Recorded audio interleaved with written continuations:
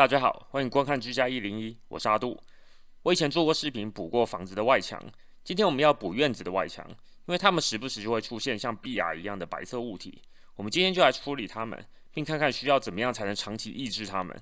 为了今天的视频，我这个测试总共用了至少3年的时间观察，所以如果觉得可能有用，请记得点赞、订阅，还有按下小铃铛。那我们就开始吧。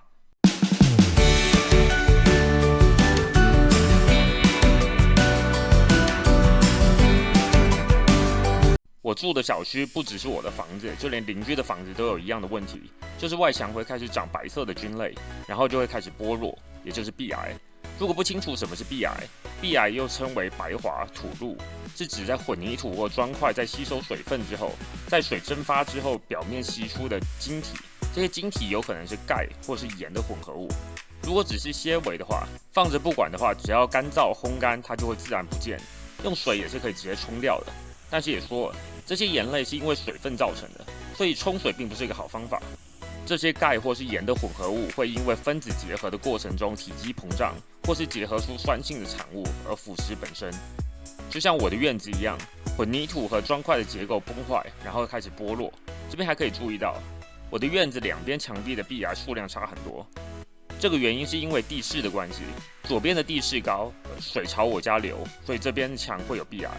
另外一边则相反，所以我这边没有，但是另外一边的邻居就会有壁癌。要处理壁癌，切断它的水源是最根本的做法。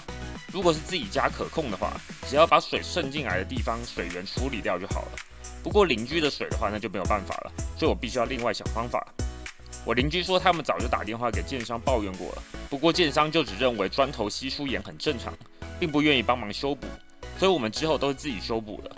不过这些盐其实是混凝土或砖头在制造过程中混入的杂质，而且如果它油漆外面涂了密封漆的话，应该是不会这么严重的。我初期的解决办法就是在轻微的时候就用水把盐冲掉，然后在那个部位涂上密封漆。面积小的话，密封漆你可以使用普通瓷砖用的 sealer。但是我发现就算这么做，还是会长壁癌。局部涂密封漆并没有什么用，因为没有涂的地方一样会吸水。所以我建议要大面积的涂，那样瓷砖用的 sealer 可能不好用，因为量太少。所以我建议直接买整桶油漆的 sealer。然后大概1年左右就会开始有大面积的壁癌，2年就会开始有严重的剥落。因为变严重了，所以我之后尝试开始修补。修补的方法跟补房子外墙并没有什么区别，主要就是使用粉饰灰泥，也就是 stucco。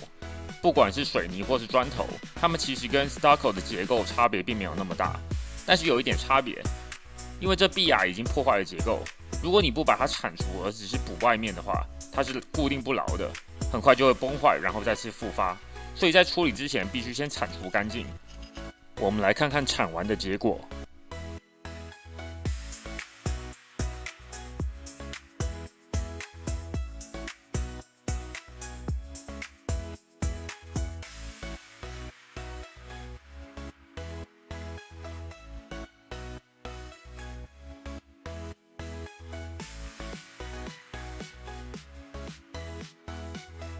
然后因为这上面可能有氢氧化钙或者是霉菌，所以我在比较严重的地方喷上一些漂白水，这样可以把盐类的碱中和以及杀掉霉菌。当然也不能喷太多，不然墙面会被腐蚀。静置一段时间后，用水冲干净，然后把它晾个1-2天。这边开始一些我个人的做法，这也是这视频测试时间这么长的原因。因为有些洞实在太大，所以我就用一些补外墙一样的方法，在里面涂了细胶，然后再糊上 stucco。这个做法我其实并不是很确定，因为理论上你需要保持这个砖头透气，这样水汽才不会闷在里面导致壁癌。但是细胶防水，但是也可以防止水汽进去，所以是把双面刃。所以我先试了一小部分，确定没问题才大面积处理。涂完之后就是这个样子，当然很丑。如果是水泥的话，可能还好弄一些，因为你可以直接弄平。砖头就有点困难，因为你没有办法把它弄得跟以前一样，只能尽量把它弄得好看一点，然后涂上油漆，还有涂上密封漆。这种砖头要涂油漆的话，必须要用长毛的滚筒，而且滚得很累。我建议买一个油漆喷枪，这样方便许多，也没有很贵。我们来看看1年后的结果。我们可以看到，我修复过的地方基本上没有长壁癌，比较右边一点的地方，之前比较没有严重的剥落，所以处理的比较少，那边就开始长壁癌了。我就放着不管，等到2年后，我们可以看到，这边基本上就是还是没有问题的。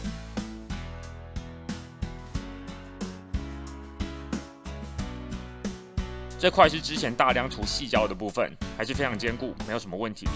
这边是之前掉漆但是没有动的部分，这部分没有涂细胶，我们可以看到，虽然不算严重，但是油漆已经有一点浮起来了，变得有一点脆，所以大概2年以内这部分又要重新重做。不过也证明细胶是有用的。这边有个接缝，大概是之前没有做好，这手感应该只有 stucco 没有细胶，所以感觉可能之后会崩坏。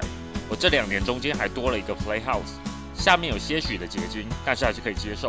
穿过 playhouse， 我们可以看到1年前那块处理比较少而复发的部分，稍微变严重了一些，不过没有到崩坏的地步。我们等到第3年，我们可以看到壁癌越来越严重了，不过其中有一块并没有什么变化，这其实就是我们3年前处理最仔细的那一块。这一再次证明大量涂细胶是有用的。你可以看到其他地方油漆有点浮起来，但这里基本上没有变化，按看也还是非常坚固。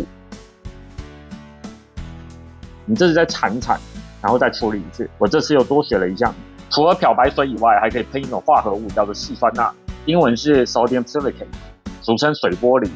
但是这细酸钠还分2种，无水细酸钠 sodium silicate anhydride 和偏细酸钠 sodium metasilicate。我们需要的应该是偏细酸钠，因为溶水性好一些。细酸钠喷在砖头上的话，它会生成水玻璃，填补那些空隙，让水更不容易渗透进去。跟细胶防水的意思类似，不过细胶是隔挡，这个是直接渗透进去。只要你混着我说的这几个方法，应该可以有效的抑制壁癌复发。这次我没精力像上次一样好好修补，所以补的比较粗糙。上一次修复其实我使用的是滚轮以及瓷砖用的密封漆，这是我买大桶的油漆以及密封漆，用油漆喷枪一下就处理完了，而且油漆使用的量也比以前少，而且覆盖率和密封程度有很显著的提升。相信这次基本上可以像之前有好好处理的那块一样，可以长时间抑制壁癌。我们梳理一下，重复一下，先想办法断绝水源，铲除壁癌，用漂白水清理残留，用水冲干净晾干，喷上细酸钠，然后涂上细胶和粉质灰泥，喷上油漆，喷上密封漆，尽量用喷的来提升覆盖率以及密封程度。如果有认真处理，应该几年内都不会有问题。这样就完成啦。如果您觉得视频有帮助，请按赞、订阅并开启小铃铛。我会尽量更新各种居家建议，希望对大家有帮助。非常感谢，谢谢收看。居家101内容主要分为维修、维护、安装、升级、清洁以及产品使用的心得。希望各位以最少的经费来达到最高的生活品质。各位用不到这些技能自然是最好，但是如果遇到，希望视频能对你有帮助。谢谢。